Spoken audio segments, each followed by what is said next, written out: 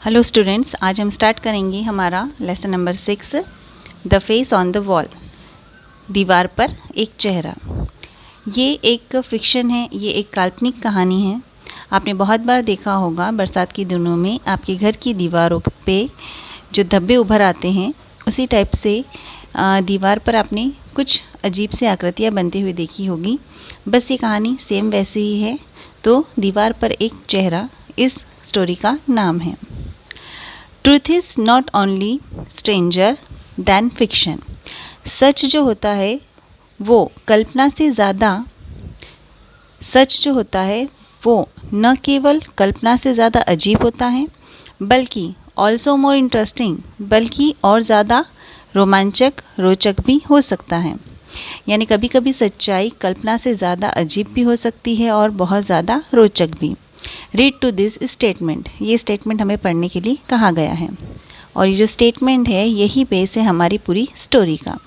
तो आज की स्टोरी बहुत ही इंटरेस्टिंग है। इसे सुनने में आपको बहुत मज़ा आएगा और सबसे ज़्यादा मज़ा आएगा आपको इस स्टोरी के एंड में। जैसे आपने फिल्मों की घुमावदार कहानी देखी होगी, ठीक वैसे ही ये स्टोरी भी है। तो चलिए शुरू करते हैं हम हमारी आज की story. I still tingle with mortification over an experience at Dabney's last evening. I still tingle यानी मैं काँप गया, सिहर गया, मोटिफिकेशन के साथ यानी शर्मिंदा होने के एहसास से। An experience at Debney's last evening. Debney जो लेखक का दोस्त था, उसके घर पे पिछली रात को, पिछली शाम को हुए अनुभव में लेखक शर्मिंदा हुआ और काँप गया। The only satisfaction being that, केवल एक ही सेटिस्फैक्शन, एक ही संतोष था उसे कि अदर टिंगल विथ मी, जो अदर्स यानी दूसरे लोग थे उसके साथ, उसके दूसरे दोस्त थे, वो भी उसके साथ सिहर गए। यानी लेखक कल शाम पिछली रात को अपने दोस्त डेबनी के घर पार्टी में गया था और वहाँ पे कुछ ऐसी चर्चाएं हुई, कुछ ऐसा अनुभव हुआ जिससे लेखक ही नहीं उसके दूसरे दोस्त भी काँप गए। We were talking of the supernatural. वहाँ क्या हुआ था, वहाँ पे बातें हुई थी सुपरनेचुरल के बारे में, यानी लोकोत्तर के बारे में। सुपरनेचुरल यानी काल्पनिक कथाएं, भूत प्रेत की कहानियाँ आपने सुना होगा, उसे कहते हैं सुपरनेचुरल। दैट अनप्रॉफिटेबल, जो कि अलाभकारी थी, जिससे कोई लाभ नहीं था, बट एंडलेसली, लेकिन अंततः, इल्यूरिंग थीम, लेकिन बहुत ही रोमांचक विषय था। And most of us had seated an instance, और हम में से बहुत से लोगों ने इसके उदाहरण भी पेश किए। Without how ever producing much effect, भले ही उन कहानियों में कोई भी बहुत ज़्यादा प्रभावपूर्ण कहानी नहीं थी। Among the stranger to me was a little man. हम सबके बीच एक अजनबी था मेरे लिए, जो एक छोटा सा आदमी था। विथ एन अनेक्शियस वाइट फेस, जो उत्सुक चेहरे वाला यानी उत्सुक सफ़ेद चेहरे वाला व्यक्ति था। whom रेडसन वेट हैड बॉट, जिसे रेडसन वेट नाम का एक व्यक्ति लेकर आया था, यानी उसके दोस्तों में एक अजनबी था जिसे उसका दोस्त रेडसन वेट लेकर आया था। And he watch each speaker with the closest attention, और वह देख रहा था, सुन रहा था हर बोलने वाले को बहुत ही ध्यानपूर्वक। बट सेड नथिंग, लेकिन बोल कुछ भी नहीं रहा था। Then Debney wishing to include him in the talk, तब डेबनी ने उससे इच्छा जाहिर की कि वो हमारी बातों में शामिल हो। टर्न टू हिम, इसलिए वो मुड़ा और आस्क, उससे पूछा। If he had no experience to relate, क्या उसके पास कोई अनुभव नहीं इससे, इन बातों से जुड़ा हुआ। नो स्टोरी, कोई कहानी नहीं। That contained an inexplicable element, यानी उसके पास कोई एक्सपीरियंस, कोई अनुभव, कोई कहानी नहीं जो हमारे इस कंटेंट से जुड़ी हुई हो, जो हमारे इस विषय से जुड़ी हुई हो और बहुत ही रहस्यमय तत्व वाली हो। ही थॉट अ मोमेंट, उसने एक क्षण सोचा। वेल ही सेड, फिर उसने कहा ठीक है। Not a story in the ordinary sense of the word, ये कहानी कोई सामान्य सेंस की, सामान्य तत्व की नहीं है, यानी शब्दों में सामान्य शब्दों वाली नहीं है। Nothing that is from hearsay, nothing that is from hearsay, और ना ही ये कोई हर्षी, हर्षी मीन्स अफवाह है, like most of your example, जैसा कि तुम सब एग्जाम्पल दे रहे थे। Truth I always hold, truth यानी सच जो मैं हमेशा मानता हूँ कि not only vastly stranger than fiction, यानी वो हमेशा मानता था कि जो सच्चाई होती है वो न केवल फिक्शन से, कल्पना से ज़्यादा अजीब होती है, but also vastly more interesting, बल्कि वो बहुत ज़्यादा रोमांचक भी होती हैं। I could tell you an occurrence, तुम्हें एक घटना के बारे में बताऊंगा, विच हैपन टू मी, जो मेरे साथ घटित हुई पर्सनली, व्यक्तिगत रूप से, एंड विच ऑडली इनफ, और जो बहुत ही ऑडली, विचित्र रूप से खत्म हुई है, कंप्लीटेड इटसेल्फ, अपने आप में समाप्त हुई है, ओनली दिस आफ्टरनून, केवल इस दोपहर को ही। यानी जो कहानी वो सुनाने जा रहा था, यानी वो घटना उस व्यक्ति के साथ पर्सनली हुई है, और जो कहानी आज दोपहर को ही खत्म हुई है। We begged him to begin, हमने उससे आग्रह किया कि वो शुरू करे अपनी कहानी।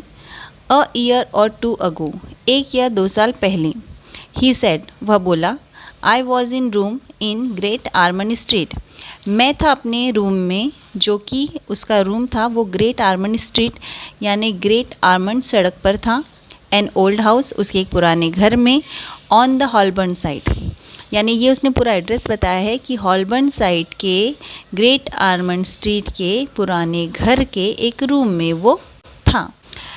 हम लोग हमारे घर का पता बताते तो मोहल्ले का नाम बताते हैं, हॉलबर्न साइड वो है, हम रोड का नाम बताते हैं, ग्रेट आर्मंड स्ट्रीट वो है, और इसका एक पुराना घर जिसके रूम में वो रहता था। The bedroom wall had been distempered by a previous tenant, जो उसके बेडरूम की दीवारें थी वो डिस्टेम्पर्ड यानी पुतवाई गई थी प्रीवियस टेनेंट यानी पुराने किराएदार के द्वारा।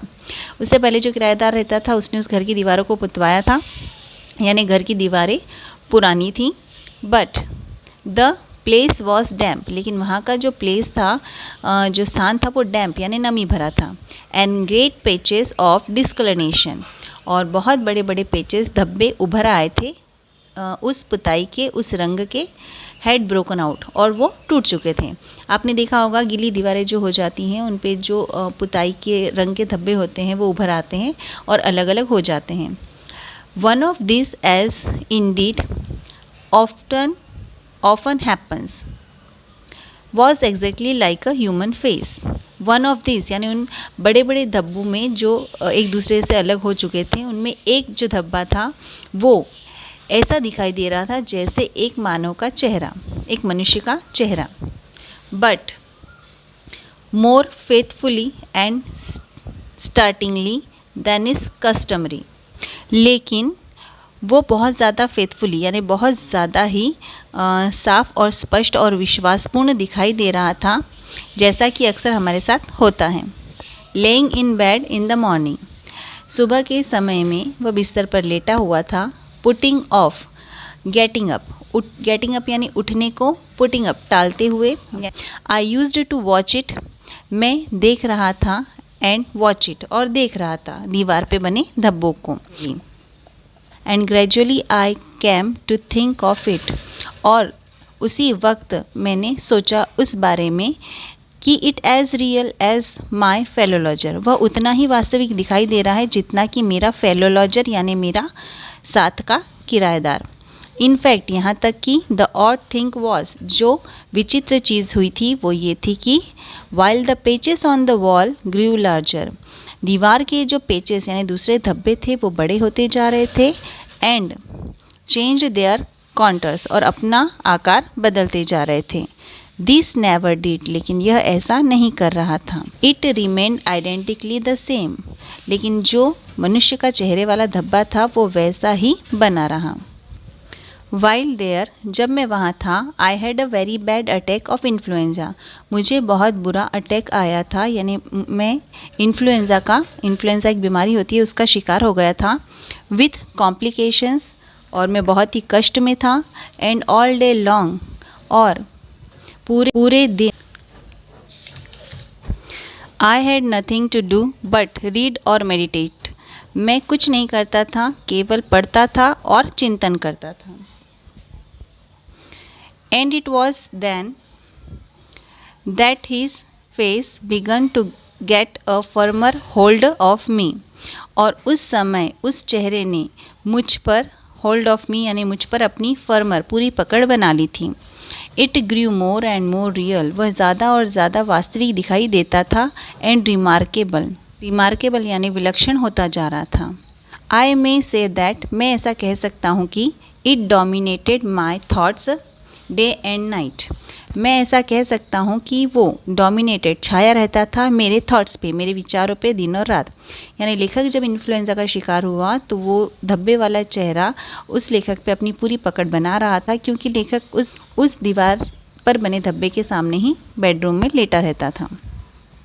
There was a curious turn to the nose, अब यहाँ लेखक बता रहा है उस चेहरे के आकृति के बारे में कि उसका चेहरा कैसा था। उसके चेहरे में जो उसकी नाक थी उसमें क्यूरियस टर्न था, एक अजीब सा घुमाव था। And the slant of the forehead was unique, और उसके फोरहेड यानी उसके माथे का घुमाव भी बहुत अजीब सा था, यूनिक था। It was in fact full of individuality, वास्तव में उसमें एक व्यक्ति का यानी इंडिविजुअल चेहरा दिखाई देता था। The face of a man apart, यानी वो बिल्कुल रियल दिखाई देता था, जैसे वास्तव में कोई व्यक्ति का चेहरा वहाँ पे हो। अ मैन इन 1000, एक ऐसा व्यक्ति जो 1000 में एक हो। यानी लेखक ये कहना चाहता है कि उसका चेहरा इतना अजीब दिखाई देता था कि वो किसी व्यक्ति का हो सकता है या नहीं, लेकिन हज़ारों में से किसी एक व्यक्ति का चेहरा ही इतना अजीब हो सकता है। वेल आई गॉट बेटर, फिर जब मैं ठीक हुआ। But the face still controlled me, लेकिन उस चेहरे ने अब भी मुझ पर पकड़ बना रखी थी। I found my self searching the streets for one like it, मैंने अपने आप को पाया उसे ढूंढते हुए सड़कों पर उस जैसे किसी एक को। यानी जब वो ठीक हो गया, लेखक बेटर हो गया, ठीक बीमारी से अच्छा हो गया, तब वो उस जैसे ही व्यक्ति के चेहरे को सड़कों पे ढूंढने लगा। समवेयर, कहीं ना कहीं। आई वॉज कन्विंस्ड, मुझे विश्वास था। The real man must exist, जो वास्तविक आदमी है उस चेहरे का वो कहीं ना कहीं मौजूद है। And him I must meet, और उससे मैं ज़रूर मिलूँगा। वाई, क्यों? आई हैड नो नोशन, मेरे पास इसका कोई जवाब नहीं था, कोई कारण नहीं था। आई ओनली न्यू दैट, मैं केवल इतना जानता था कि he and I were in some way linked by fate, मैं केवल इतना जानता था कि वह और मैं कहीं न कहीं किसी न किसी रास्ते पर भाग्य से जुड़ेंगे। आई फ्रिक्वेंटेड प्लेसेस, मैं अलग अलग स्थानों पे जाने लगा। Where men congregate in large number, जहाँ पे लोग मनुष्य इकट्ठा होते थे भारी भीड़ में, भारी संख्या में। पॉलिटिकल मीटिंग्स, जिनमें राजनीतिक सभाएं थी, फुटबॉल मैचेस थे।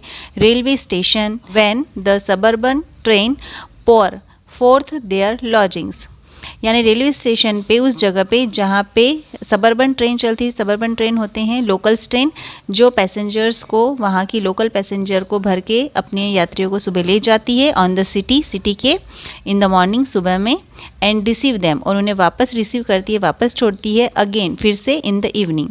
यानी जो लोकल ट्रेनें होती हैं सुबह अपने यात्रियों को ले जाती हैं और शाम को छोड़ जाती हैं, वहाँ पे वो उसे ढूंढने लगा। बट ऑल इन वैन, लेकिन सब कुछ व्यर्थ था। आई हैड नेवर बिफोर, मैंने इससे पहले कभी भी रियलाइज़ नहीं किया, महसूस नहीं किया। As I then did how many different faces of man, कि कितने सारे डिफरेंट अलग अलग तरह के चेहरे हो सकते हैं मनुष्यों के, आदमियों के। There are and how few, कितने सारे और कितने कम। यानी वो मनुष्य के चेहरे की बनावटों में मिलान करने लगा और देखने लगा कि बहुत सारे चेहरे मनुष्यों के एक जैसे और कुछ अलग होते हैं। फॉर ऑल डिफर, और ये सब एक दूसरे से कितने भिन्न हैं। एंड येट, और अब भी। क्लासिफाइड, वो उन्हें वर्गीकृत करने लगा, बांटने लगा। They belonged to only as many groups, वो उन्हें बांटता था कई ग्रुपों में, कई समूहों में। You count on your hands, और वो उन्हें इन ग्रुपों में बांटता था, उस तरह के समूह में बांटता था कि वो उन्हें अपनी उंगलियों पर गिन सकें। The search become a mania, उसकी खोज मेरे लिए अब एक सनक बन गई थी। With me I neglected everything else, मैं बाकी सब कुछ भूल गया था, निगलेक्ट कर रहा था। I stood at busy corner watching the crowd, मैं खड़ा हो जाता था एक बिजी कॉर्नर यानी एक भीड़ भाड़ वाली जगह पर, और देखता रहता था क्राउड को यानी भीड़ को, अनटिल पीपल थॉट मी क्रेजी, तब तक लोग मुझे समझने लग गए थे एक पागल। And the police began to know me, और पुलिस भी मुझे जानने लगी थी। एंड बी सस्पिशियस, और मुझ पे संदेह करने लगी थी। यानी बार बार वो भीड़ भाड़ वाली जगह पे जाता था, खड़ा होता था, लोगों को देखता रहता था, तो इस तरह वो एक पागल नजर आने लगा था। पुलिस उस पर शक करने लगी थी। Woman I never glanced eight, यानी औरतों को तो मैं देखता भी नहीं था। Man man and man all the time, आदमी आदमी और आदमी हर समय, यानी उसे एक आदमी का चेहरा दिखा था, इसलिए वो हर समय आदमियों को ही घूरता रहता था। तो स्टूडेंट्स, हम नेक्स्ट वीडियो में अपना चैप्टर पूरा करेंगे। ये स्टोरी बहुत इंटरेस्टिंग है, देखते रहिएगा। मैं वीडियो ज़्यादा लंबा नहीं करना चाहती। आपने मेरे चैनल को सब्सक्राइब नहीं किया तो सब्सक्राइब कीजिए, लाइक कीजिए वीडियो को और शेयर कीजिए।